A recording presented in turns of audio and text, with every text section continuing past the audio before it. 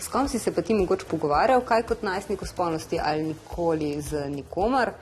Kot najstnik, ja, mislim s prijatelji, predvsem s prijatelji. Takimi, ki so imeli več izkušenj ali enako izkušenj? Mislim, tam na začetku so bili eni edini z izkušnjami, ne? Ampak tudi nismo šli prav na globoko v te teme, ampak tako zelo površinsko se mi zdi.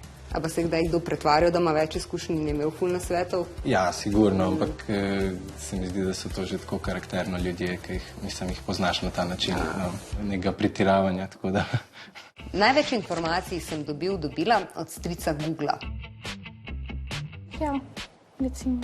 Jaz v osnovni šoli smo imeli tako 2 dni to o spolni vzgoji in en dan sem manjkala, tako da ne vem točno, kaj se je dogajalo. V srednji šoli mi sploh nismo imeli tega, pač po moje zaradi karantene ali nečesa. Ja, zna biti, ja. Tako da nisem imela dosti spolne vzgoje sploh v šoli.